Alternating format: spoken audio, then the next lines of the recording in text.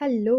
आज का दिन लिटरली सपने जैसा स्टार्ट हुआ। सुबह 7 बजे स्नेह सर खुद हमें उठाने के लिए आए।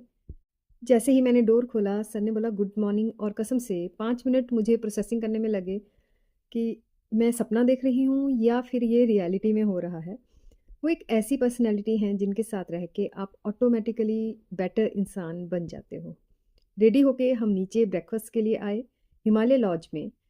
ओनर जो लड़की थी वो इतनी स्वीट थी, इतनी क्लीन जगह थी वहाँ, और एकदम प्यार से वो खाना सर्व कर रहे थे।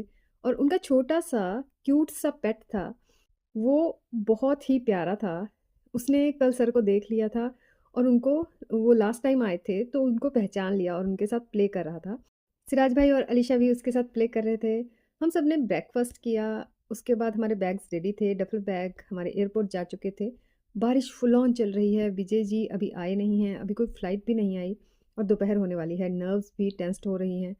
फिर डिसाइड हुआ कि कैफ़े है पास में एक बहुत ही क्यूट सा, वहाँ चलते हैं, वहाँ जाके वेट करते हैं।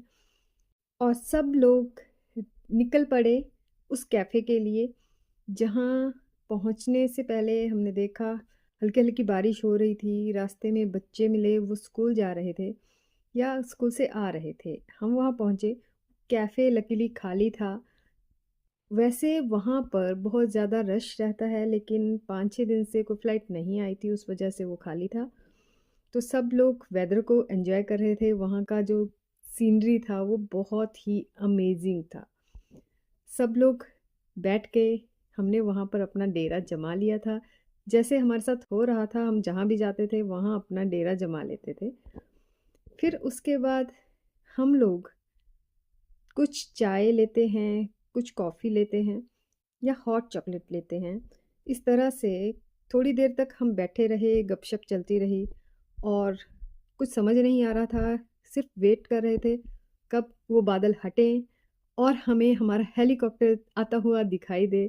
सब लोग इंतज़ार कर रहे थे। नक्षत्र सर का न्यूमरोलॉजी का सेशन स्टार्ट हुआ। उन्होंने डिस्कशन करना स्टार्ट किया तो सब लोग एक्साइटेड हो गए अपने बारे में जानने के लिए कि हमारे बारे में बताओ, हमारे नंबर्स के बारे में बताओ। इस तरह से सब बारी-बारी से अपने लिए नॉलेज इकट्ठा कर रहे थे। सब लोगों ने एन्जॉय किया। सभी अपनी-अपनी डेट ऑफ बर्थ बता रहे थे, एक्साइटमेंट डबल हो गई थी। इसी में तकरीबन आधा घंटा हमने वहाँ स्पेंड किया। फिर शिवांगी मैम ने एक गेम खिलाया। इतना फ़नी था कि पूरा कैफ़े ही हिल गया था हमारी हँसी से। और उस गेम का नाम हमने बाद में लेट मी रखा, क्योंकि इसके पीछे भी एक बहुत ही मज़ेदार कहानी है। सिराज भाई बीच-बीच में वो अपना डायलॉग बोल रहे थे लेट मी, सो उस गेम का नाम ही हमने इनफैक्ट नामकरण कर दिया लेट मी। लेकिन वेदर था कि और ख़राब होता जा रहा था। बारिश रुकने का नाम नहीं ले रही थी और हम सभी लोग बातें कर रहे थे, लर्निंग सेशंस हो रहे थे बीच-बीच में किसी टॉपिक पर, कभी किसी टॉपिक पर। फिर अचानक सर बोलते हैं कि अगर वेदर सही नहीं हुआ, तो हम हेलीकॉप्टर का वेट कब तक करते रहेंगे? तो आज भी स्टार्ट नहीं होगा, तो चलो ट्रैक्स शुरू करते हैं। और बस सभी 1 सेकंड में रेडी हो गए। क्योंकि बैग्स एयरपोर्ट पे थे, उसको लाने में 1 घंटा लग गया, तब तक लंच का कोई सीन नहीं था। तो क्या हुआ, शिवांगी मैम और अलीशा कैफ़े के किचन में घुस गए थे, ब्रेड बटर जैम का जुगाड़ करने। और मैं थोड़ा नींद में थी, तो मैंने ध्यान नहीं दिया, तो सर ने मुझे बुलाया कि आप भी उनकी हेल्प करो।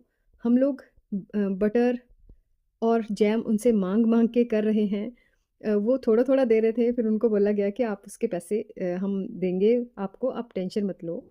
तो फटाफट से सबके लिए 2 3-3 ब्रेड बटर जैम वो तैयार किए, सभी हाथ में लेके उसको चलना स्टार्ट किए।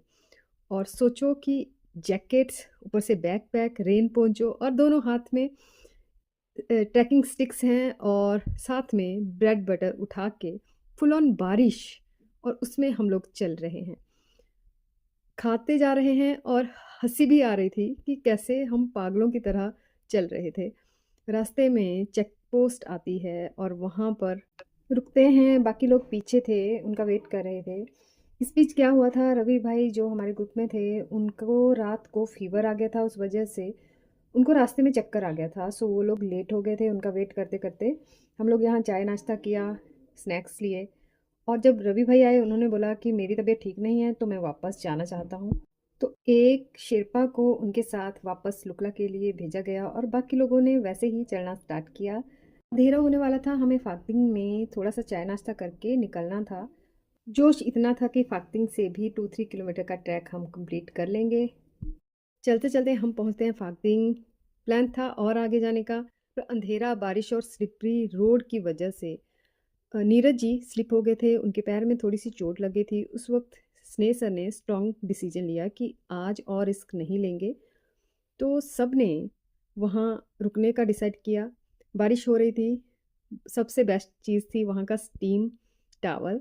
ठंडी बारिश में वो स्टीम का सुकून, मुझे लगा जैसे ज़िंदगी बो रही हो। थोड़ा रुक भी जाना ज़रूरी होता है। डिनर हुआ, नेक्स्ट डे का प्लान बना।